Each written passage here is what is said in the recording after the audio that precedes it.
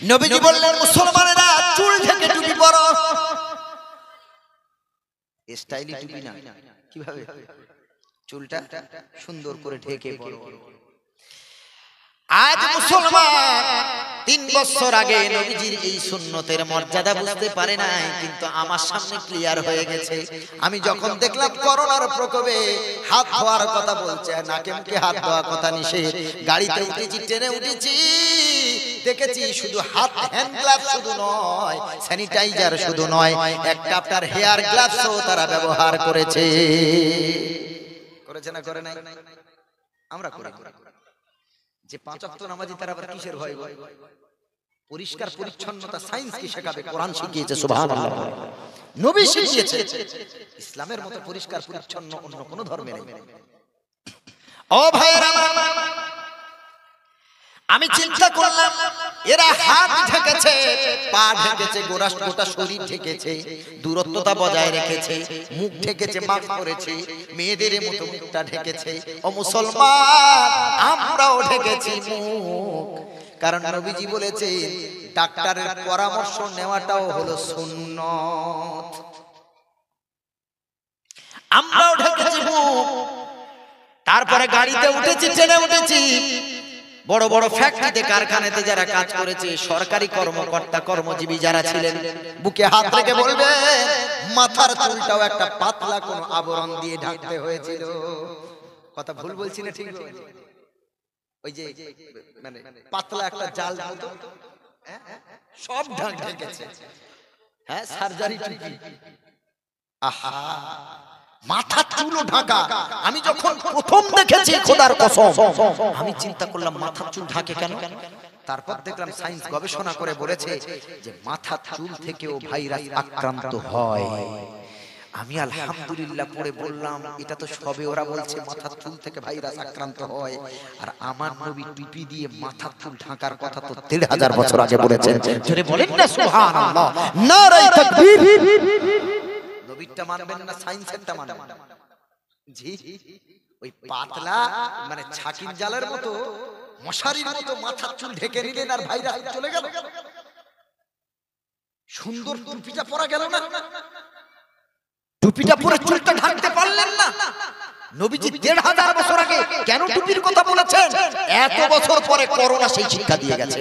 আল্লাহর কসম করে বলছি, এই করোনা না আসলে আমি মনিরুল ইসলাম টুপির মর্যাদা বুঝতে পারতাম না। যেদিন আমি দেখেছি মাথার চুল ঢাকতে, আমার সেদিন মাথায় এটাই এসে গেছে যে এই চুল ঢাকার কথা 1500 বছর আগে আমাদের প্যারা নবী মুহাম্মদ রাসূলুল্লাহ সাল্লাল্লাহু আলাইহি সাল্লাম, যিনি জ্ঞানের শীর্ষ চূড়ায় উন্নীত, যিনি জ্ঞানের সবথেকে উঁচু জায়গায় উন্নীত, তিনি ডাক্তার, তিনি মাস্টার, মাস্টারের মাস্টার, তিনি আমাদেরকে বিজ্ঞান শিখিয়ে গেছেন যে মুসলমান টুপি ছাড়া চলবি না। টুপি পরো, টুপি পরো, ব্যবসা বাণিজ্য করো, যাই করো, টুপি পরে করো। তুমি যে মুসলমান, তুমি এটা নিজের কাছে গোপন করছো কেন? টুপি পরে করো, সিংহ শাবকের মতো তুমি ব্যবসা করো, আর মানুষের সামনে মানুষ তোমার লেবাস থেকে যেন বুঝতে পারে তুমি মুসলমান। আল্লাহ নবী সাল্লাল্লাহু আলাইহি ওয়াসাল্লাম মিরাজে গেলেন, আল্লাহর সাথে দেখা করলেন, জান্নাত ঘুরলেন, জাহান্নাম ঘুরলেন, সবকিছু দেখলেন। দুনিয়ার বুকে আসলেন নবীজি, এসে কাউকে খোঁজ করলেন না আমার বেলাল কোথায়। আল্লাহ নবী বেলালকে ডাকলেন, বেলাল মনে করছে কোনো ভুল করলাম নাকি। হযরত বেলাল রাদিয়াল্লাহু তাআলা নবীজির সামনে এসে হাজির। আল্লাহ নবী বলেন একটা কথা বলবো, তুমি সত্য কথা বলবে। বলে ইয়া রাসূলুল্লাহ, লাব্বাইকা সাদাইকা ইয়া রাসূলুল্লাহ, সত্য বলতে আমি প্রস্তুত, আমি তো সত্য আপনার কাছ থেকে শিখেছি, কি বলতে হবে? আল্লাহ নবী বলেন বেলাল ভয় পেও না, তুমি কোনো ভুল করো নাই। তবে আমি যখন জান্নাত দেখছিলাম, ভ্রমণ করছিলাম, ওই জান্নাতের ভিতরে আমি আর কারো পায়ের আওয়াজ পাই নাই গো বেলাল, আমি আমার সাহাবীদের ভিতরে তোমার পায়ের আওয়াজ পেয়েছি। ও বেলাল, কি তুমি আমল করেছো গো বেলাল? তোমার আমলের কথা একটু বলো। হে হযরত বেলাল বলেন ইয়া রাসূলুল্লাহ, আমার দুটো আমল আমি সর্বদা করি। আমার যখন ওযু ভেঙে যায় আমি ওযু করে নিই, বিনা ওযুতে থাকি না। আর একটা আমল হলো মাথা থেকে টুপি আমি বেলাল খুলি না।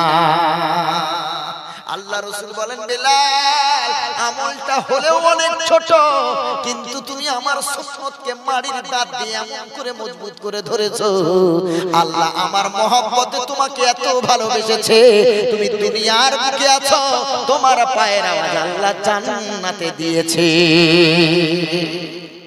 আমরা গরমে হাত ধুই না তো এই পর্যন্ত হাত ধুচ্ছি, মুখটা ধুচ্ছি, পাটা ধুচ্ছি, তো এইটা এই পর্যন্ত ধুতে অসুবিধা কি লাগছে? শুধু নিয়তটা ওযু করে নেন না। নবী করিম সাল্লাল্লাহু আলাইহি সাল্লাম বলেন যতক্ষণ ওযু থাকবে ততক্ষণ ফেরেশতারা তার জন্য আমলনামায় সওয়াব লিখতে থাকবেন। জোরে বলেন সুবহানাল্লাহ।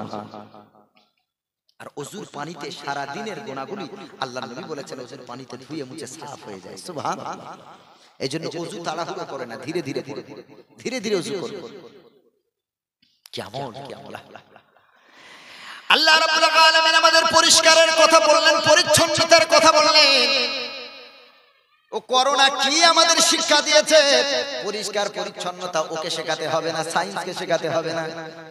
যারা 5 ওয়াক্ত নামাজি, করোনা এসে মেডিকেল সায়েন্স বলেছে কবজি পর্যন্ত ধুয়ে নেবে ভালো করে সাবান দিয়ে। কেউ বলেনি যে এই কোনই পর্যন্ত ধুতে হবে, কবজি পর্যন্ত ধুয়ে নাও। বাইরে থেকে এসেছো, হাতটা সাবান দিয়ে ধুয়ে নাও। আমরা বুঝেছি তুই হাত সাবান দিয়ে কি ধুইতে বলবি রে? 5 ওয়াক্ত 3 5 15 বার আমাদের এক একটা অঙ্গ ধুতে হয়। সুবহানাল্লাহ। আরে 5 ওয়াক্ত নামাজে কবার ওযু করতে হয় বলে? অন্তত 5 বার করতে হবে। তাহলে এক একটা অঙ্গ ধুচ্ছি কবার? 3 বার সুন্নাত, একবার ফরজ। তাহলে 3 বার প্রত্যেকটা অঙ্গ যদি ধুই, তাহলে 5 ওয়াক্ত নামাজে এক এক অঙ্গ কতবার ধোয়া হলো? 15 বার। যে জাতি 15 বার সে হাত ধোয়, মুখ ধোয়, মাথা মাথা করে, পা ধোয়, ওই জাতিকে পরিষ্কার পরিচ্ছন্নতার কথা, সভ্যতার কথা শেখাতে হবে না। এই জাতিকে নবী করিম সাল্লাল্লাহু আলাইহি ওয়াসাল্লাম 1500 বছর আগে শিক্ষা দিয়ে পরিষ্কার ক্লিয়ার করে দিয়েছেন। জোরে বলেন না সুবহানাল্লাহ। নারায়ে তাকবীর, নারায়ে তাকবীর। আল্লাহ আমাদের শেখালেন পরিষ্কার কথা।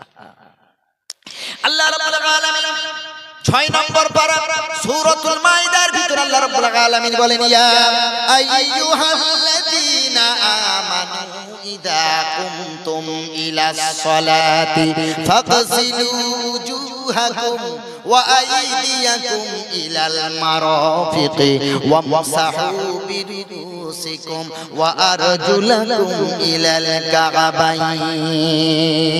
আল্লাহ অপরিষ্কার অবস্থায় নামাজে যাবি না, নোংরা জামা পরে নামাজে যাবি না, সব থেকে সুন্দর জামাটা পরে আমি আল্লাহ আমার কাছে আয়। বিয়ে বাড়িতে যাবি দামি জামাটা পরে, নতুন জামাটা পরে, ঈদের নামাজ পড়বি নতুন জামা পরে, আর জুমার দিন তোর নতুন জামা জুটলো না। 5 ওয়াক্ত নামাজে পরিষ্কার করা সুন্দর জামাটা পরতে পারলে না, কারণ তুই আমার বান্দা গোলাম, আমি তোর প্রধানমন্ত্রী, মালিক, তোর সামনাসামনি থাকি। ভাইরা আমার, আল্লাহ রাব্বুল আলামিন বলেন ইদা কুনতুম ইলাস সালাতি, যখন তোমরা কেউ নামাজের জন্য প্রস্তুতি গ্রহণ করবে, নামাজ যখন পড়ার জন্য দাঁড়াবে, ফাগসিলু উজুহাকুম, তোমাদের পুরো চেহারা মোবারকটা ধুয়ে নাও। সুবহানাল্লাহ পড়েন। উজুহাকুম এটা বহুবচন, ওয়াজহুন মানে মুখ, আর উজুহুন মানে পুরো মুখ। আল্লাহ তাআলা ওয়াজহুন বললেন না, আল্লাহ তাআলা বললেন ফাগসিলু উজুহাকুম, তোমাদের পুরো মুখটা ধুয়ে নাও।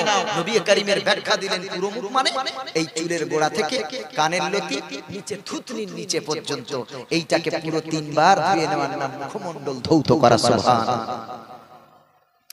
আল্লাহ বলেন ফাগসিলু উজুহাকুম, মুখটা ধুয়ে নাও, কিন্তু কোরআনে কবার ধুতে হবে বলা নাই। আল্লাহ রাব্বুল আলামিন বলেন আল্লামাহুল বায়ান, আমি যে নবীকে কোরআন দান করেছি ওই নবীকে আমি আল্লাহ কোরআনের ব্যাখ্যাও দান করেছি। জোরে বলেন সুবহানাল্লাহ।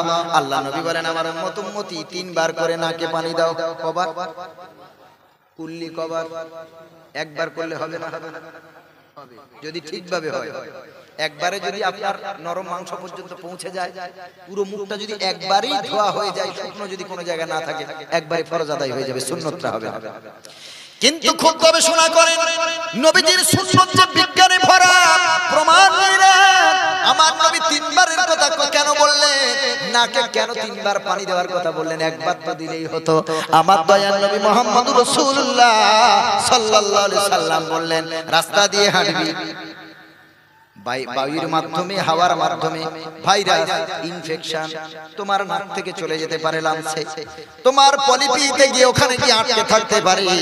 তুমি নাকটা এমন ভাবে ধুয়ে নাও, একবার ধুয়েছো তা পরিষ্কার হয় নাই, ধুলোবালি এখনো তোমার ওখানে আছে, আরেকবার ধোও, আরেকবার ধোও, 3 বার ধুয়ে নাও, 3-এর বরকতে আমার আল্লাহ সব পরিষ্কার করে দেবে। সুবহানাল্লাহ। আবার আল্লাহ রাসূল বললেন হাত ধোও ইলাল মারাফিক, কোনয়ের উপর পর্যন্ত ধুয়ে নাও, সালাসা মাররাত, 3 বার করে ধোবে। আল্লাহর নবী বললেন 3 বার ধুয়ে নাও। একবার ধুয়েছো, কোন জায়গায় শুকনো থাকতে পারে, ওই শুকনো জায়গায় লোমকূপের গোড়ায় কোনো জীবাণু থাকতে পারে, ব্যাকটেরিয়া থাকতে পারে, ইনফেকশন থাকতে পারে, আপনার কিনা নোংরা কিছু লেগে থাকতে পারে, ভাইরাস থাকতে পারে। আল্লাহর নবী বললেন একবার ধুয়েছো শুকনো থাকতে পারে, 2 বার ধুয়ে নাও, 3 বার ধুয়ে নাও, 3-এর বরকতে আমার আল্লাহ সব ভাইরাস মুক্ত করে দেবে। পা ধোও 3 বার, মাথা মাসাহ করো 1 বার, সুবহানাল্লাহ পড়ে, সবগুলো 3 বার, মাথা 1 বার, এইটা না বাস শেষ। আল্লাহ রাব্বুল আলামিন আমসাহু বিরুউসিকুম, মাথাটাকে 4 ভাগের 1 ভাগ যদি কিভাবে হাত টেনে দেয় তার মাসা হয়ে যাবে। পুরোপুরি হয়তো করতে পারেনি, শুধু একটু হাতটা টেনে দিয়েছে, মাসা হয়ে যাবে। এবার একটু চিন্তা করেন তো, আমার নবী যদি বিজ্ঞানী না হবেন, তাহলে একটু চিন্তা করেন, আমার আল্লাহ নবীজির শিক্ষক আর নবীজি আল্লাহর ছাত্র, জোরে বলেন সুবহানাল্লাহ। আল্লাহ নবীর ব্যাপারে বললেন ওয়া আল্লামাকা মা লাম তাকুন তা'লাম, ও নবী আপনি যা জানেন না অজানা জ্ঞানগুলি আমি আল্লাহ সব শিখিয়ে দিয়েছি, জোরে বলেন সুবহানাল্লাহ। ওয়া আল্লামাকা মা লাম তাকুন তা'লাম, আপনার অজানা জ্ঞান আমি আল্লাহ দান করেছি। হাত ধোয়ার কথা বলা হলো, পা ধোয়ার কথা বলা হলো, মুখ ধোয়ার কথা বলা হলো, আর মাথার ব্যাপারে কি বলা হলো? ধোয়া নয়। জি, এইটা তো গবেষণার করার জায়গা, এটাও তো শরীরের অংশ। তাহলে হাত ধুইব 3 বার, পা ধোবো 3 বার, নাকে পানি দেবো 3 বার, কুল্লি করবো 3 বার, মুখ ধুইব 3 বার, আর মাথাটা কেন আল্লাহ ধোয়ার কথা বললেন না? জি, এখানে আছে বিজ্ঞান, এখানে আছে সায়েন্স। একটা মানুষ 3-5-15 বার হাত ধুইবে, পা ধুইবে, মুখ ধুইবে। আপনাদের কাছে জানতে চাই, একটা মানুষ সারা দিনে 15 বার ডেলি যদি মাথা ধোয়, ও কি বাঁচবে না মরবে? আপনারা বলেন, বাঁচবে না মরবে গো? জি, ব্রঙ্কাইটিস হবে, নিউমোনিয়া হবে, ফুসফুসে লাংসে ইনফেকশন ধরে যাবে, ও টিবি হবে, যক্ষা হবে, সব। 15 বার মাথা ধুয়ে দেখেন, বলে আল্লাহ এটা মাসা করতে বলেছে, কাল থেকে 15 বার ওযু করব, মানে 5 বার ওযু করব, সব 3 বার ধোবো। বুঝতে পারবেন বিজ্ঞান আছে না নেই ইসলামে। আমার নবী মূর্খ নবী নয়, সুবহানাল্লাহ। মূর্খ নবী আমার নবী না। আমার নবীর ব্যাপারে বলা হয়েছে আল কলামি ওয়া মা ইয়াসতুরুন, কলমের শপথ নিয়ে নবীকে শিক্ষিত আল্লাহ করেছেন, জোরে বলেন সুবহানাল্লাহ। আমার নবী মূর্খ না। আল্লাহ তাআলা নবীর ব্যাপারে বলেছেন আল্লামাল ইনসানা মা লাম ইয়ালাম, মানুষ যা জানতো না আমি তাকে তা শিখিয়েছি। ইকরা ওয়া রাব্বুকাল আকরাম আল্লাযী আল্লামা বিল কলম, আল্লাহ বলেন রাসূল আপনি আপনার প্রভুর নামে পড়ুন, যে প্রভু আল্লাযী আল্লামা বিল কলম, যে আল্লাহ আপনাকে কলম দ্বারা শিক্ষিত করেছেন, জোরে বলেন সুবহানাল্লাহ। আল্লাহ তো নিজেই বলেছেন আমার নবী শিক্ষিত। একদল তারা বলছে নবী অশিক্ষিত, না, কোরআনে আমরা প্রমাণ পেয়েছি নবী শিক্ষিত, সুবহানাল্লাহ। না হলে এত বিজ্ঞানময় কথা কি করে বলতে পারেন আমার নবী? হায় রে আল্লাহ, কিভাবে বলতে পারেন? অসম্ভব। আল্লাহ রাব্বুল আলামিন বলে নবীজি মাথাটা মাসা করে নিতে বলুন। মাথাটা শুধু মাসা করে নেবে, মাথার চুলে একটু হাতটা বুলিয়ে নেবে, চুলে যত ভাইরাস আছে, জীবাণু আছে, সব দূর হয়ে যাবে। মাথাটা আল্লাহ মুছে নিতে বললেন, বাকি সব ধোয়ার কথা বললেন। কারণ একটা মানুষ যদি 15 বার মাথা ধোয়, তার ঠান্ডা লাগবে, তার অনেক ইনফেকশন হবে, অনেক মানে তার জীবন দুর্বিষহ হয়ে উঠবে। এজন্য করে আল্লাহ তাআলা আমাদের কত ভালোবাসেন দেখেন। আমরা এখানে শিক্ষা অর্জন করি যে ইসলাম যে আমাদের সৌন্দর্যতা শিখিয়েছেন, ইসলাম যে আমাদের পরিচ্ছন্নতা শিখিয়েছেন, এটা কি আর কেউ শিখিয়েছে? ওরা বলছে হাত ধো কবজি পর্যন্ত সাবান দিয়ে, আল্লাহ বলছে কবজি না, হাত ধো কনুইর উপর পর্যন্ত, সুবহানাল্লাহ। তাহলে যে মানুষ কনুই পর্যন্ত ধোবে, তার হাতটা ধোয়া হবে না, হবে না? জি, তাহলে আল্লাহটা নেন, কোরআনেরটা নেন, পরিষ্কার পরিচ্ছন্ন থাকবেন। কটা 5 ওয়াক্ত নামাজি করোনাতে আক্রান্ত হয়েছে? কটা? যারা 5 ওয়াক্ত নামাজ নিয়মিত পড়ে কটা করোনাতে আক্রান্ত হয়েছে? আল্লাহ তাদের বাঁচিয়েছেন। তারপরেও আল্লাহ কিছু মুমিনদেরও এই রোগ দেবেন, কারণ আল্লাহ তাআলা মুমিনদের দিয়ে শহীদের মৃত্যু দেবেন। জোরে বলেন সুবহানাল্লাহ। আল্লাহ নবী বলেছেন 5 ধরনের মৃত্যু হলো শহীদের মৃত্যু। কটা মনে রাখবেন, বলবো ইনশাআল্লাহ। 5টা মৃত্যু শহীদের মৃত্যু। আল্লাহ নবী সাল্লাল্লাহু আলাইহি ওয়াসাল্লাম বলেন আশ-শুহাদা খামসুন, শহীদ হলো 5 প্রকার। 1 নম্বরে নবীজি বলেছেন আল মাতউন। সুবহানাল্লাহ। প্রথমেই নবীজি ভাইরাসের কথা বললেন। এই বক্তব্য আমি আজ থেকে দিচ্ছি না, করোনার জন্ম যখন হয়নি তার আগে থেকে বক্তব্য দিয়ে এসেছি। যেসব এলাকায় বলেছিলাম সেই এলাকার মানুষরা পরবর্তীতে যখন যাই বলেছে হুজুর আপনি সেই ওয়াজ করেছিলেন, সেই ওয়াজ তো বাস্তবে ঘটেছে। আমি সেই সময় বলেছিলাম আর আজও বলছি, করোনা কি ভাইরাস আপনি হাদিস পড়েননি জানবেন না, এর থেকেও খতরনাক একটা ভাইরাস আসবে, যে ভাইরাসের নাম হবে নাগাস। দন্তন্য আকার গয়াকার খ নাগাস, NAGAF নাগাস। মনে রাখবেন, ব্রেনে সেটআপ করে নিন। এটা আসবে আসবে আসবে। আমি বেঁচে থাকি আর মরে যাই, এই যে আপনার মাথায় ঢুকিয়ে দিলাম নাগাস নামক একটা ভাইরাস আসবে, কয়েক সেকেন্ডে কয়েক লক্ষ মানুষ মারা যাবে। এমন ক্রিটিক্যাল ভাইরাস, সাংঘাতিক ভাইরাস এটা আসবে। আমি তখনও বলেছি, আজও বলছি, কিয়ামতের আলামতের যে হাদিসগুলো আছে, কিয়ামতের পূর্বে কি কি ঘটবে তার ভিতরেই নাগাস নামক ভাইরাস আসবে।